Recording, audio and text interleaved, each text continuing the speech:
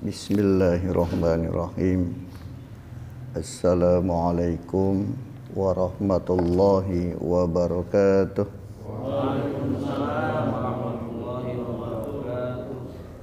Alhamdulillah, puji syukur kita panjatkan kehadirat Allah Subhanahu wa taala karena di pagi atau subuh ini kita masih diberikan kesehatan oleh Allah Subhanahu wa taala.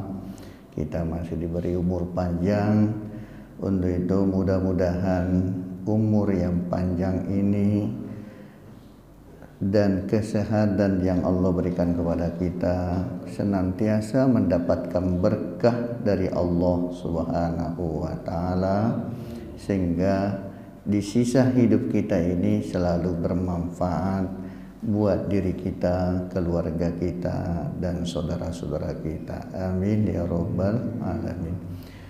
Yang sama-sama kita hormati Ketua DKM kita, Al-Ustaz Dr. Andes Haji Rodin beserta segenap jamaah Musholah Al-Hidayah yang kita hormati, MC kita Ustadz Dudun, mudah-mudahan selalu dikasih sehat karena kemarin-kemarin kurang sehat. Alhamdulillah hari ini bisa bersama dengan kita. Baik, kita lanjutkan pelajaran kita. Sekarang judulnya adalah Sifatu Qiraatihi sallallahu alaihi wasallam. Bagaimana tentang cara Rasulullah dalam membaca Al-Quran. Wa kanat qiraatuhu muddan. Bacaan Rasulullah itu dalam sholat selalu panjang. Yaitu bacaan Rasulullah dalam sholatnya adalah panjang. Yaqifu inda kulli ayatin, setiap ayat dia berhenti, ya, berhenti, setiap ada pemberhentian dia berhenti. Enggak disambung kayak kita. Apalagi kalau sholatnya buru-buru, disambung semua satu napas. Pertanyaannya sah apa enggak? Ya sah-sah aja. Tetapi tentu cara-cara yang pelan-pelan tentu itu yang lebih baik daripada terburu-buru. Karena dengan pelan-pelan atau dengan cara tartil tadi kita lebih mudah memahami, meresapi di dalam hati kita ketika kita sholat. Baca tasbih saja kalau kita buru-buru itu kan tidak kita resapi di dalam hati. Padahal pada saat dimana kita sholat, ibadah, hati kita, pikiran kita juga harus menjadi satu, hadir dalam ibadah. Jangan sampai ada orang ibadah di musola, di masjid, tapi hatinya ngayap, pikirannya ngayap kemana-mana. Ini jadi harusnya dengan bacaan yang pelan-pelan diharapkan itu bisa menghadirkan hati kita di dalam sholat. Wa yamuddu biha sautahu, dan dia diperpanjang, boleh memperpanjang suaranya. Jadi perpanjang suaranya dalam sholat. Terutama ketika beliau berada pada ujung ayat. Ujung ayat itu diperpanjang. Jadi kalau dalam ilmu tajwid berapa harkat? Kalau kita berhenti berapa harkat panjangnya? Ada 6 harkat karena namanya mad arid lisukun. Alhamdulillahi rabbil alamin ar-rahmanir rahim. Nah itu jadi di ujung-ujung ayat diperpanjang karena keindahan suatu bacaan itu ada pada di ujungnya. Jadi kalau suaranya pas-pasan nggak enak ujungnya, jadi mentok begitu aja gitu. Jadi kurang enak. Justru enaknya ketika kita baca Quran dengan lagu itu ada di ujungnya. Intaha kalamu Ibni Qayyim. Inilah pendapat Ibnul Qayyim. Selanjutnya adalah ma yustahabbu asna al-qiraah. Ma yustahabbu asnaul qiraati, disunnahkan memperindah bacaan dalam sholat, ya, suaranya yang bagus, yang indah, sehingga nantinya juga menarik buat jamaah kita juga, walaupun panjang tetapi enggak terasa karena suaranya yang enak. Contohnya kita kalau sholat di Masjidil Haram, imamnya enak-enak suaranya. Apalagi kalau Abdurrahman As-Sudais, waduh, sampai kita meneteskan air mata tanpa terasa ketika kita berada di dalam Masjidil Haram. Di samping karena kita juga memandang Ka'bah, terus kemudian kita mendengarkan suara yang begitu indah, gemahnya masjid luar biasa, itu membuat terasa walaupun lama tapi tidak berasa penat, tidak terasa capek. Itulah makanya disunnahkan untuk memperbagus suara kita dalam membaca Al-Quran. Yusannu asnaul qiraati, disunnahkan agar ketika membaca Al-Quran itu diperindah, dan ya tahsinus sodi wa tazyinuhu, yaitu suara yang indah dan menghiasi suaranya, hiasannya dengan lagu yang sudah diatur oleh para ahli qiraat kita, yang masuk dalam kategori lagu yang disepakati ulama kita di dalam MTQ internasional. Jadi ada 7 macam lagu ya dalam Al-Quran, dan itu masing-masing punya tingkatan masing-masing. Itu memang yang jadi landasan di dalam MTQ. Fafil hadis, di dalam hadis disebutkan anna Nabi sallallahu alaihi wasallam qala zayyinu aswatakum bil Quran. Rasulullah sallallahu alaihi wasallam memerintahkan kepada kita, zayyinu, perindahlah, aswatakum, suara-suara kalian, bil Quran, ketika membaca Al-Quran. Jadi keindahan itu akan menarik perhatian, membuat kita menjadi juga lebih nyaman. Jangan cuma nyanyi doang enak banget dengerinnya, giliran ngaji kagak enak. Nah, itu kagak enak karena nggak ngerti tajwidnya. Kalau suaranya mungkin orang nyanyi sama ngaji suaranya sama baik aja, suaranya enak gitu. Cuman jangan sampai juga suara enak tapi bacaan Qur'annya tidak sesuai dengan hukum-hukum tajwidnya, nggak enak dengerinya. Wa qala laisa minna man lam yataghanna bil Qur'an. Kata Rasulullah, bukanlah termasuk golongan kami orang yang tidak memperbagus, memperindah suaranya ketika dia baca Al-Quran. Ya Rasulullah suaranya paling enak baca Al-Quran.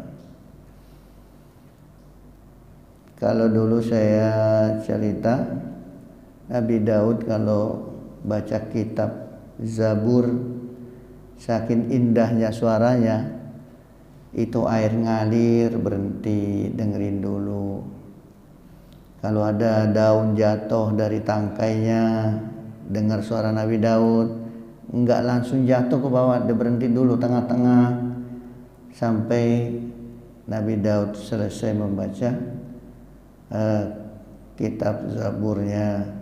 Nah itu saking bagusnya suaranya. Inna ahsanan nasi sautan bil Qur'ani alladhi idza sami'tumuhu hasibtumuhu yakhshallah. Dan beliau berkata, Rasulullah SAW bersabda bahwa sesungguhnya manusia-manusia atau orang-orang yang suaranya bagus dalam membaca Al-Quran adalah apabila kalian mendengarkan suaranya, saking indahnya, hasibtumuhu yakhshallah, kalian mengira bahwa orang itu takut kepada Allah. Jadi tanda-tandanya orang yang suaranya bagus dalam membaca Al-Quran ialah apabila kalian mendengarkannya, saking indahnya, hasibtumuhu yakhshallah, kalian mengira orang itu takut kepada Allah Subhanahu wa ta'ala. Demikian kita juga kan kalau di Masjidil Haram tadi, suaranya begitu sampai gemetar apa segala macam, itu menunjukkan adanya di dalam hati mereka adalah rasa takut kepada Allah Subhanahu wa ta'ala. Jadi harus, inilah orang-orang yang yang hatinya hadir ketika baca Al-Quran atau ibadah. Jadi kadang-kadang dia menangis, kadang-kadang itu karena dia hatinya hadir. Dia meresapi apa yang dia baca dan dia paham apa yang dia baca. Jadi kalau orang paham apa yang dia baca, insya Allah orang itu pasti akan merasa sedih dan takut kepada Allah Subhanahu wa ta'ala. Apalagi kalau kemudian membaca ayat-ayat yang berkaitan dengan tentang siksaan. Kita kalau dengar ayat tentang siksaan biasa aja, enggak berubah apa-apa dari wajah kita, ekspresinya enggak ada rasa ekspresi takut. Ekspresi itu bisa dari wajah kita, bisa dari mata kita, bisa dari suara kita. Ini mah biasa aja. Nah, itu berarti tidak memahami apa yang dia baca, nggak paham. Ya maklum lah, emang kita bukan orang Arab, ya kagak ngerti lah. Tetapi yang paling penting buat kita adalah bagaimana kita ikhlas dalam membaca sesuatu, itu intinya aja. Karena kita memang bukan orang Arab, kita ini adalah bangsa Ajam, di mana kita bahasanya bukan bahasa Arab. Tapi alangkah bagusnya kalau hal-hal yang berkaitan ibadah kita gali, kita pelajari dengan baik. Ma adinallahu li syai'in ma adina li nabiyyi husnis sauti yataghanna bil Qur'an. Tidak ada sesuatu yang paling disukai oleh Allah Subhanahu wa ta'ala terhadap nabi-nabinya, melainkan di mana nabi-nabinya membaca kitab-kitab Allah dengan suara yang indah, termasuk suara Nabi Rasulullah SAW ketika membaca Al-Quran.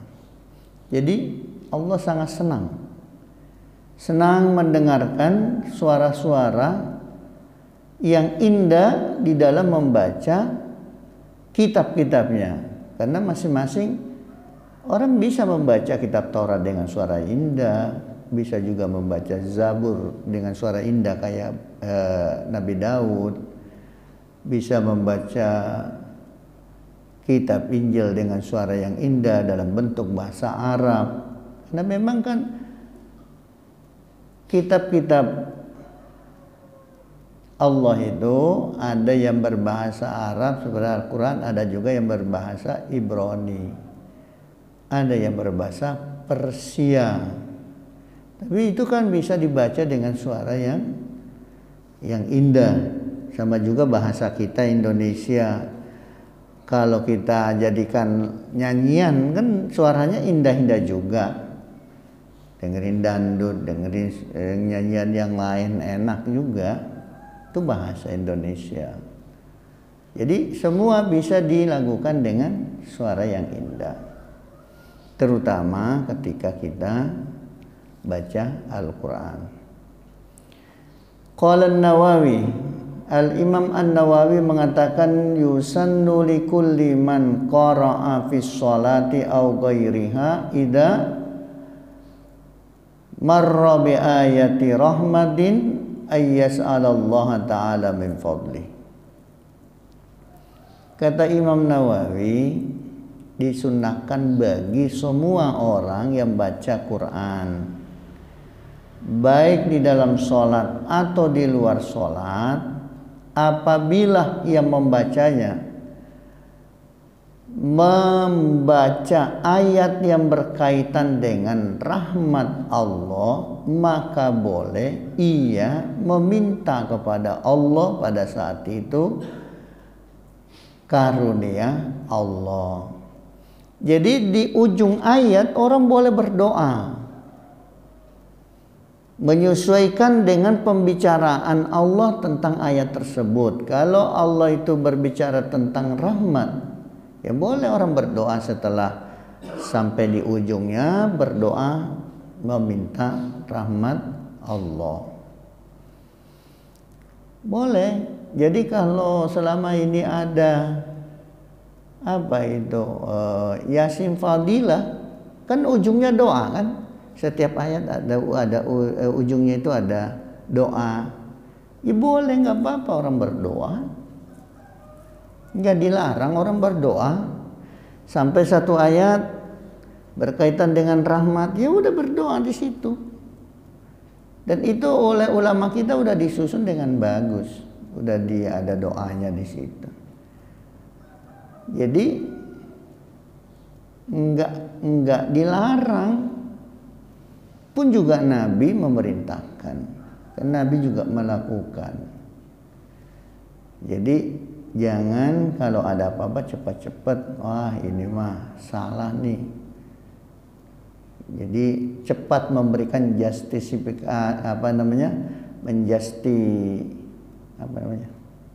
menjustifikasi setiap apa yang dia lihat, memberikan hukum, menentukan sendiri, jangan, karena kita ini pengetahuannya masih rendah, jauh, belum paham banget.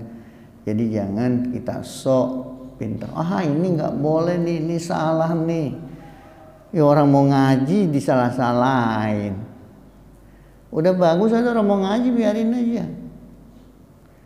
Mau ibadah biarin aja. Kenapa usil banget? Banyak orang yang usil sama orang ibadah. Biarin aja orang ibadah. Karena biasanya orang ibadah itu ada pegangannya. Mungkin dia belajar sama gurunya, tinggal kita nanya. Seperti kemarin saya sampaikan, tanya aja, kau baca yang ini dari mana? Gitu. Kamu belajar di mana? Gitu kan? Tanya. Orang kalau berbuat baik disuruh oleh Allah untuk memberikan kabar gembira. Wa basyiril ladina amanu wa amilus shalihat anna lahum jannatin tajri min tahtihal anhar. Kasih motivasi, gembirakan kepada orang yang beriman dan beramal soleh. Puji, boleh memuji kebaikan orang, nggak apa-apa. Memuji kebaikan orang boleh, nggak apa-apa. Karena memuji kebaikan orang itu adalah tanda wa amma bi ni'mati rabbika fahadis.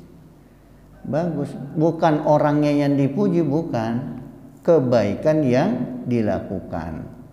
Bagus tuh amalan dia, itu nggak apa-apa. Bahkan menyebut-nyebut kebaikan orang itu dibolehkan dengan ayat tadi wa amma bi ni'mati rabbika fahadis. Bahkan amal kita sendiri boleh, nggak apa-apa. Kalau udah berbuat baik boleh ceritain. Yang penting jangan sampai kemudian ria, itu yang nggak boleh. Sebut aja nggak apa-apa. Karena menyebut kebaikan, kata Rasulullah, adalah tanda syukur kita kepada Allah. Justru menyembunyikan kebaikan itu adalah tanda kekufuran kepada Allah, tanda kufur. Jadi boleh, tapi jangan kemudian berlebihan disebut, tapi dengan rasa sombong, disebut dengan rasa ria, itu yang nggak boleh. Tapi sekedar menyebutnya boleh, boleh aja. Kan ada orang menyebut kebaikannya biasa-biasa aja, sama dengan orang cerita, gitu. Tidak ada mengandung unsur kesombongan. Wa amma bi ni'mati rabbika fahadis. Jadi kalau di ujung ayat boleh orang berdoa kalau ayat itu berkaitan dengan rahmat, boleh berdoa meminta kepada Allah karunia-Nya. Wa idza marra bi ayati adabin ayyasta'ida bihin minan nar. Kalau melalui ayat-ayat yang berkaitan dengan siksaan, begitu sampai di ujungnya berdoalah kepada Allah, yaitu berlindung kepada Allah dari siksaan api neraka. Ulaika lahum adzabun alim. Allahumma inni a'udzubika min adzabin nar. Ya boleh orang. Boleh orang. Jadi imam boleh, makmum boleh, sholat sendiri boleh, boleh berdoa. Itu nggak apa-apa berdoa ketika kita membaca sebuah ayat. Dan jangan diterangkan. Ini kan baru awal. Pada ayat ini kita berdoa apa, pada ayat ini kita mengucapkan apa. Seperti dalam surah At-Tin. Surah At-Tin ayat 8 kan. Alaisallahu biahkamil hakimin. Allah kan nanya. Allah nanya. Kalau Allah nanya kita jawab apa enggak? Orang nanya terus kita diam aja, pasti marah. Pasti marah orang. Bapak nanya sama anak, kagak disautin, marah. Allah nanya, bukankah Allah hakim yang seadil-adilnya? Ya kita jawab. Menjawab pertanyaan Allah artinya mengakui Allah bahwa dia hakim benar, hakim yang jujur, hakim yang adil. Maka walaupun dalam sholat jawab bala wa ana ala dzalika minasyahidin. Ya, saya bersaksi bahwa Allah Maha Adil, Hakim yang adil. Itu boleh membaca itu. Sama dengan kita membaca waladdallin. Apa yang kita baca? Amin. Emang tuh amin bagian dari surah Al-Fatihah? Kan bukan. Itu kan doa. Nggak ada kaitannya. Dia bukan ayat. Tapi kenapa dibaca? Karena memang disunnahkan untuk itu mengucapkannya. Begitu juga pada ayat-ayat lain. Boleh kita berdoa setelah sampai pada ayat tersebut. Yang mungkin orang diperselisihkan adalah di tengah-tengah ayat kita potong dulu berdoa itu. Tetapi kalau sudah sampai pada ujungnya, barulah kemudian kita berdoa. Au minal adabi, berlindung kepada Allah dari berbagai macam siksaan. Siksaan kubur ada, di dunia juga ada siksaan, banyak orang disiksa. Bagaimana Allah menyiksa kaumnya Nabi Lut, bagaimana Allah menyiksa kaumnya Nabi Nuh yang ditenggelamkan, itu siksaan. Itu bukan ujian. Itu bukan ujian, tapi itu siksaan bagi orang yang tidak mau beriman kepada Allah dan nabinya. Au minasyarri, berlindung kepada Allah dari hal-hal yang buruk. Jadi ketika membaca ayat-ayat yang berkaitan siksaan, ujungnya boleh berlindung kepada Allah dari siksa anak neraka, dari berbagai siksaan yang lain, dari segala keburukan, au minal makruhi, atau dari segala sesuatu yang tidak kita sukai. Boleh. Itu boleh dilakukan di dalam sholat atau di luar sholat. Nah, disinilah pentingnya orang paham Al-Quran. Kalau nggak paham ya baca aja terus. Karena dia nggak paham, jadi dia nggak manfaatin untuk berdoa karena dia tidak paham. Kalau kita paham enak. Oh, berkaitan dengan siksaan. Di situ ujungnya berdoa. Allahumma inni a'udzubika min sahatika wan nar. Boleh berlindung dari kemurkaan Allah dan api neraka. Au yaqula Allahumma inni as'alukal afiyata. Nah, ini diajarin doanya. Jadi kalau ketemu ayat-ayat yang berkaitan dengan siksaan tadi, boleh orang berdoa apa? Allahumma inni as'alukal afiyah. Ya Allah, sesungguhnya aku minta afiyah, keselamatan. Minta keselamatan, kesejahteraan. Nah, itu berkaitan dengan keselamatan. Au nahwi dzalik, atau yang lainnya yang sama, doa yang sama dalam bentuk rangkaian bacaan yang mungkin berbeda tapi nilainya sama, tujuannya sama. Wa idza marra bi ayati tanzihu lillahi subhanahu wa ta'ala nazzihi faqala subhanahu wa ta'ala au tabarakallahu rabbul alamin.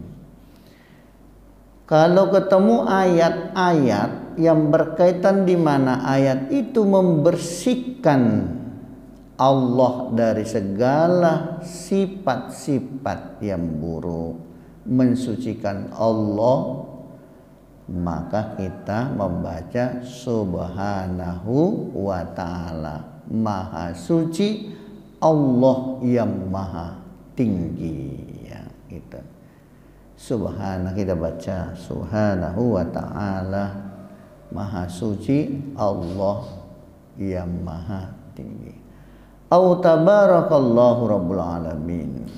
Nah, itu kita boleh baca ayat itu, doa itu ketika berkaitan dengan ayat-ayat yang dimana berkaitan dengan kesucian, atau ketika kita membaca ayat yang mensucikan Allah dari segala bentuk-bentuk kekurangan. Subhanahu amma yusyrikun, maha suci Allah dari segala apa yang dipersekutukan dari manusia. Ya, artinya Allah itu bebas dari sekutu. Allah tidak memerlukan sekutu karena Dia maha kuasa. Kenapa kita berserikat? Kenapa kita bersekutu? Karena kita tidak berkuasa, butuh orang lain. Kita butuh orang lain. Kalau Allah tidak butuh, maka Dia apa? Maha suci Dia. Maka tidak boleh diperserikatkan. Kalau kata orang musyrik Mekah, ketika ditanya, kenapa kamu nyembah patung berhala? Oh, ini kan Tuhan di bumi. Tuhan itu ada di langit. Ini kan cuma perantara aja. Ini yang menjadi mediatornya untuk sampai kepada Tuhan yang ada di langit. Maka Allah tidak membutuhkan perantara. Allah itu tidak membutuhkan perantara. Maka maha sucilah Allah amma yusyrikun, dari perantara-perantara tadi. Dalam kekuasaannya, dalam keesaannya tidak ada sekutu, tidak memerlukan. Au jallat azamatu rabbina au nahwi dzalik. Jadi ada 3 doa di bacaan yang diajarkan berkaitan dengan kesucian Allah Subhanahu wa ta'ala, au tabarakallahu rabbul alamin, au jallat azamatu rabbina, atau yang lainnya. Diriwayatkan dari Hudzaifah Ibn al-Yaman radhiyallahu anhu qala shallaitu ma'an nabi sallallahu alaihi wasallam dzata lailatin fattahal baqarah. Kata Hudzaifah, satu malam saya pernah ikut sholat dengan Rasulullah sallallahu alaihi wasallam. Rasulullah itu buka sholatnya, pada rakaat pertama dia baca surah Al-Baqarah. Fakultu yarqa indal mi'ah. Dalam hati saya, kata Hudzaifah, ini Nabi ruku kali ya kalau sudah sampai pada ayat yang ke-100. Summa mado, ternyata enggak. Ternyata Nabi masih terus membaca, udah 100 ayat terus saja. Fakultu yusalli biha fi raqatin famada. Dalam hati saya ngomong lagi, kata Hudzaifah, mungkin habis surah Al-Baqarah beliau ruku. Ternyata tidak. Summaftataha Ali Imran. Nabi nyambung sholatnya, bacaannya ke surah Ali Imran. Faqara'aha summa iftataha wan nisa. Iftatahan nisa. Lalu setelah itu Nabi nggak berhenti, malah terusin ke surah An-Nisa. Jadi beliau itu, kata Hudzaifah, sholat surah malam, sholat rakaat pertamanya baca Al-Baqarah, baca Ali Imran, baca An-Nisa, luar biasa. Itu bacaan Nabi kalau malam. Kita boro-boro baca itu. Baca kulhu juga udah alhamdulillah. Faqara'aha yaqra'u murtasilan. Rasulullah baca 3 surat itu dengan suara, dengan cara membaca yang tertil, yang biasa aja, dia artinya enggak cepat juga enggak lambat banget, ya sedang lah bacanya. Memerlukan berapa jam coba ini sholat dalam 1 rakaat? Ya boleh jadi kakinya bengkak mah. Kalau kita memang belum sholat udah bengkak duluan, orang asam urat. Nabi bengkak karena sholatnya lama dirinya. Kalau kita mah belum sholat aja udah bengkak duluan, akhirnya sholatnya duduk. Idza marra bi ayatin tasbihin sabbaha. Jadi kalau Nabi itu melewati ayat tasbih, maka Nabi kemudian bertasbih subhanallah. Wa idza marra bi su'alin sa'ala. Kalau Nabi melewati ayat yang berkaitan dengan permintaan, beliau meminta. Seperti kalau baca surah Baqarah, wa idza sa'alaka ibadi anni fa inni qarib ujibu da'watad da'i idza da'an. Minta. Ketika itu sampai ujung ayat, kalau mau minta apa yang mau minta. Wa idza marra bi ta'awudin ta'awwada. Apabila melewati ayat yang berkaitan perlindungan, maka Rasulullah kemudian berlindung, kata Hudzaifah. Hadis ini diriwayatkan oleh Muslim. Demikian yang saya sampaikan. Mudah-mudahan ada manfaatnya, karena ini videonya kan diupload ke YouTube, jadi jangan panjang-panjang. Mudah-mudahan Allah berikan kita umur panjang, sehat walafiat, bisa melanjutkan pengajian di minggu yang akan datang. Kalau ada yang mau bertanya, dipersilakan. Terima kasih. Subhanakallahumma bihamdika asyhadu an la ilaha illa anta astaghfiruka wa atubu ilaik. Wassalamualaikum warahmatullahi wabarakatuh. Waalaikumsalam warahmatullahi wabarakatuh.